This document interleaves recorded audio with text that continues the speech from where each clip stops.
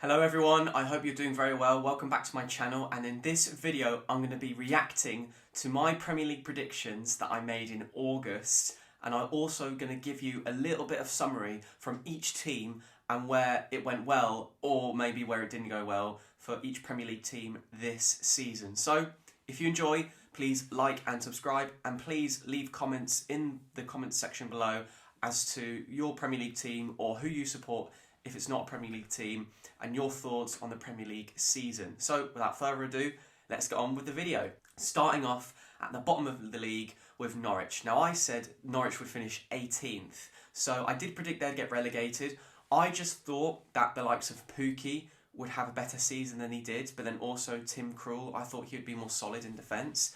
And Norwich, to be fair, they made a lot of signings. This time around when they got promoted, they made loads of attacking additions, especially Rashica and also Tanulis. They signed Norman as well, and when you look at the signings they've made, none of them really performed to any real high standard aside from Norman in midfield. But yeah, I think Norwich have made a massive step back. It's not just the fact they've been relegated, it's the manner of which they've been relegated. The fact that Daniel Farke left, so many people behind the scenes have left. Stuart Webber is now under serious pressure from a number of different Norwich fans, as are the board. And it is understandable why the board are under pressure, because for season after season now, when Norwich have been promoted in the Premier League, they just haven't done anything of sort.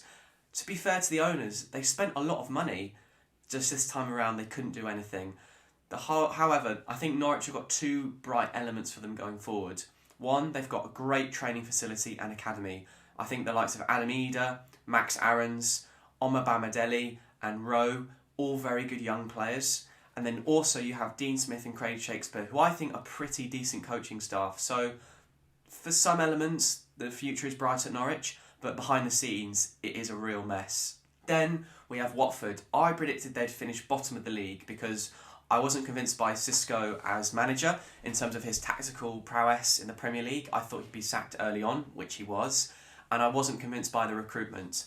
Yes, they had very good players going forward, do Watford, but defensively, to me, they looked really weak, and that transpired. Going forward, they had Dennis, Sarr, João Pedro, Josh King, really good attacking players, but defensively, they were so poor. And it's almost a case of what if for Watford, because Kamara and Samir came in January and had really good impacts, especially Kamara, arguably Watford's player of the season. And the initial plan for Watford was to actually bring them in the summer. So you just think, if they'd come in earlier in the season, would Watford have far more of a chance of staying up? I think so. But alas, it didn't happen. They sacked Xisco, and in hindsight, Claudio Ranieri was just the wrong appointment. I can understand why he was appointed, because he's friends with the Pozzo family. He had previous success in the Premier League with Leicester and abroad. But if you look at his recent managerial success at Fulham, he was so bad. And looking back now at the season, Claudio Ranieri was the wrong appointment, but they probably had him in charge for just too long at Watford. Then they tried to bring in Roy Hodgson, to try and bring in some sort of defensive solidity, which I can understand.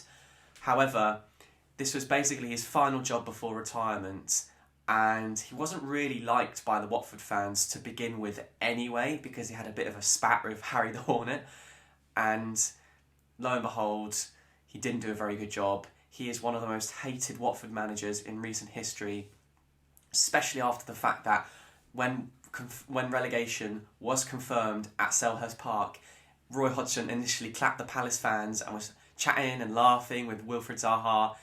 It just wasn't really classy. And look, these are people within football. Having friends in football like Zaha is totally normal and understandable. But there's a time and a place, Roy. Not just after the final whistle, when Watford have been confirmed relegated. Wasn't a good move. So Watford now, they'll be in the Championship next season with Rob Edwards as manager. He previously managed Forest Green Rovers in League 2. I think it's a really good appointment, and I'm completely neutral on this, but I do really want Watford to do well next season, specifically for Rob Edwards, because if he does well for Watford in the Championship, it paves the way for young English managers to get opportunities in really good jobs like Watford.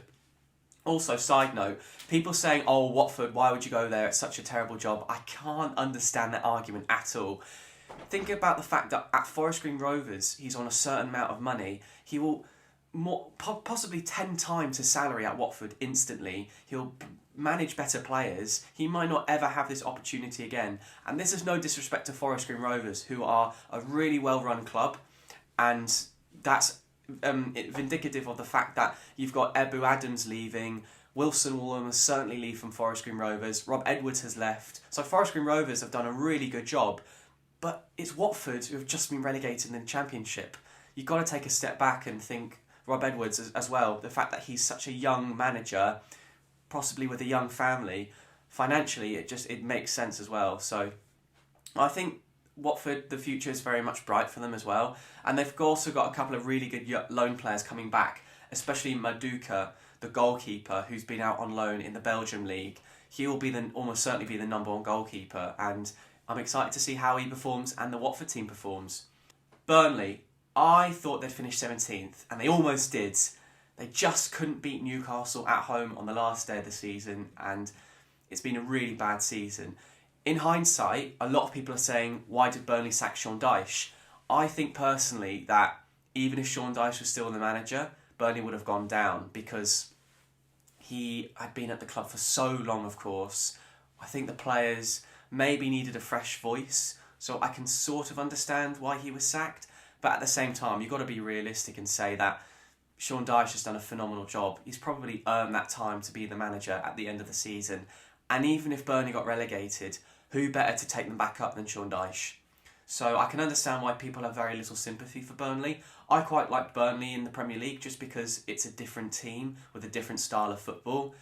However, I do worry about them going forward in terms of financially, because their American owners, I think it's ALK, the investment company, they took out a £65 million loan to buy the club, and that's got to be repaid. Also, Burnley heavily relied on TV revenue from the Premier League, so there'll almost certainly be a fire sale. I reckon the likes of Pope, Cornet, Weghorst, McNeil, Tarkowski will definitely leave. Brownhill potentially as well. So yeah, a lot of Burnley players are going to be leaving. It's a massive change in the summer. Burnley fans, though, on the bright side, you've got a lot of local derbies to look forward to. The likes of Preston, Blackpool, and of course Blackburn. So that'll be really exciting to watch. For Leeds, I thought they finished 11th, which I think was a little bit too optimistic. Now, the season before, they finished 9th. A lot of people, including myself, thought they'd finish lower, but they almost got relegated. It was very close. You have to say, a few days now after the final day of the season, taking a step back, it's been a really poor season for Leeds. They've conceded so many goals. Yes, they've had a lot of injury issues, but so have a lot of other teams. Marcelo Bielsa being sacked, I can totally understand why the Leeds fans were angry with that and why they might think it was the wrong decision. And it's almost a toss of a coin in the sense that now Jesse Marsch came into Leeds and got them safe, you could say it was a successful appointment. But if Leeds had lost to Brentford, you'd then say, oh, Jesse Marsch, that's a bad appointment. So it's kind of catch-22 in a way. Marcelo Bielsa, when he was sacked, he was at Leeds for just over 3 seasons, so maybe one could argue that the cycle was over. Having said that, though, Marcelo Bielsa will go down as one of the greatest modern-day manager for Leeds. He not only inspired the club, but he inspired the city with the way he conducted himself post-match and off the pitch as well, giving up a lot of his time to the local Leeds fans. He deserves a lot of respect. Maybe sacking him was the wrong choice, but they've got to kind of try to somewhat move on from that now. Jesse Marsch, I think, is a really decent coach, and I think he will do well for Leeds next season. When I say well, I mean maybe they won't be in such a close relegation battle next season, but yeah, I thought they'd finish at 11th. Also, side note for Leeds, Arison, who is going to be signing from RB Salzburg, looks to be a promising signing. Now, I'm not going to pretend that I've ever seen him play, but the stats that he's shown, his age, and the fact that he's worked with Jesse Marsch shows that it could potentially be quite an exciting signing for the Leeds United fans. Everton, I had them finishing 9th, which actually maybe could say some people at the start of the season was quite pessimistic. A lot of people would have thought that Everton would finish higher than ninth. I just thought that Rafa Benitez's manager, he only has to get a few bad results for it to turn really badly and toxic, and it did. For me as well, I think Rafa Benitez leaving, it took a few weeks before Everton fans kind of forgot about that, because there seemed to be quite a very toxic atmosphere around the club, even once Frank Lampard was appointed. In my opinion, he's done a really good job to raise the spirit of Everton again, especially considering their arch rivals, Liverpool, have done the cup double, came so close to the Premier League title, have phenomenal players, and are in the Champions League final. It would be very easy for the Everton fans to feel down, but towards the end of the season, their support has been absolutely incredible. I've been really impressed by it. And Frank Lampard, like I said, has really inspired the Everton fans. His ability to change the way he likes football to be played, going from playing out from the back defensively to long balls from Pickford, shows that he can adapt as a manager. It does seem in some of his interviews that the stress of managing Everton has kind of got to him to an extent, but that's not a criticism at all. I mean, he's only human. Everton are a big club, and it is a massive, massive job. So I'd like to see Everton improve from their position of 16th. They've got a lot of issues financially because they've spent a lot and they've got a new stadium to fund, so they might need to sell some players before they can bring new ones in. Now with Saints, I got this prediction spot on. I thought they'd finish 16th, and they did. They've had a good season right up until February, and then basically since the month of March, they've been one of the worst teams in the league. So I'll start with the negatives out of the way. Now, Ralph Hasenhüttl hasn't really been questioned as manager throughout his whole time as Saints manager, but right up until the end, a lot of fans now are feeling quite disconnected from his style of football and are potentially thinking about a new manager coming in. I think personally that Ralph has earned the right to be manager next season, but if he doesn't start well, then I can definitely see him potentially being sacked. Good signings for Saints is the fact that their net spend is minus £25 million, and their squad is actually quite small. So one could argue that Ralph has done a pretty good job in that sense, in an era where you've got the likes of Villa, Leeds, Everton, all spending an enormous amount of money and not doing a lot with it. Also with Southampton, you've got Timo Livramento, who for me has been the surprise package of the season for Southampton. Excellent signing. Kyle Walker-Peters, brilliant form. He has tailed off a little bit towards the end of the season, but for the majority of the season, he's been really good for Southampton. Then, of course, James Ward-Prowse. He's probably the best free kick taker in the league. His set pieces are phenomenal. A really inspirational captain for Southampton. It's crucial Saints keep him this season, which I think they will, because he's a Southampton fan, he's still playing in the Premier League. I think they'll keep him, but Saints, there's going to be a lot of changes over the summer, and I think there's going to be needing a massive refresh. Aston Villa. I thought they'd finish 8th because they spend a lot of money. I thought Dean Smith was a really good coach, and I thought that Aston Villa would keep him because he's an Aston Villa fan, he's a very good coach. But 5 defeats in a row early on in the season meant that he was out. Steven Gerrard came in, and initially results were very good. I think one of the reasons why is just because of variance. If you think about it, when a team goes on a losing run and they sack a manager, yes, maybe players are potentially more up for it because a new manager's in and they want to impress the new manager. But it's also variance in the sense that when a team goes on a losing run, eventually they're going to win a few games. So with Villa, they went on a little bit of a winning run, but towards the end of the season, they've been really bad. And I think the key for them next season is to try and beat teams in the top half. For all of the season, they've really struggled to beat teams in the top half of the table. So that's where they're going to have to focus on next season. Camara signing early on, really positive news for them. Very proactive from them. Let's see how Villa do next season. So, Brentford. I thought they'd finish 13th, and they were very close to that. The reason I predicted that is because I thought they would have really good recruitment, so I trusted them that they would recruit well and that they would kick on in the Premier League, and they have done. Ivan Toney's been pretty decent with Mbeumo up front. Eriksen as well. The impact he's had is phenomenal in this team. I think Brentford will miss him massively. And yes, Brentford's recruitment's really good, but to replace the calibre of Eriksen for a team like Brentford is really, really difficult. The highlight of their season probably was, first game of the season, Friday night at home against Arsenal, comfortably winning 2-0, and from there they've never really looked back at all. Aside from a period in around February time where they looked really, really bad and won a big losing run, but they recovered.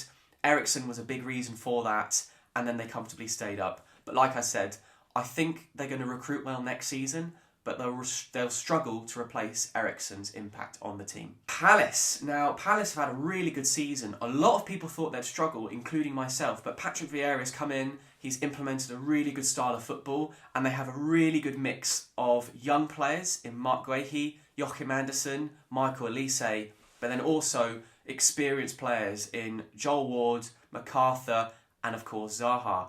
They play really good style of football on the front foot, pressing high, and they're really exciting to watch. Amazing season for them. My player of the season for them is Conor Gallagher. He is amazing, and I'll be very, very surprised if Chelsea don't use him next season. So Palace, they've had a fantastic season. And also, here's some stats. It's the fewest goals they've conceded in the club's top flight history, the fewest defeats, the second most goals scored, and the second highest points tally, and an FA Cup semi-final. A fantastic season from Vieira. Can they now kick on, continue to let the young players develop, and then bring in some new additions? But fantastic season for Palace. We have Newcastle. I thought they would finish 19th. Now, I think if the owners didn't come in, they definitely would have been relegated. It's the best transition from first half of the season to second half of the season that a team has ever done. The complete contrast from when they were and in December to now at the end of the season is phenomenal.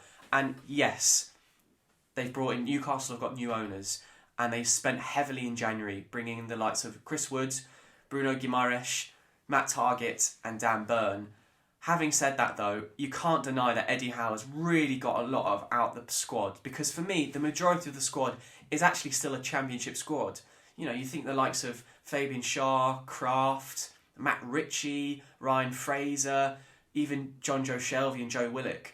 Eddie Howe has managed to improve all these players, and even Manquillo as well. So, but not just Manquillo as well, Wilson, like almost all the players at Newcastle, Eddie Howe has come in and improved all of them. So he deserves a lot of respect. The future's bright at Newcastle. So I've done a review of the bottom half of the Premier League table. In a separate video, I'm going to review the top half of the Premier League table. So please watch that video and like, comment and subscribe on this video, and I'll see you all in the next video where I review the top half of the Premier League table. Thank you for watching, and I'll see you all soon.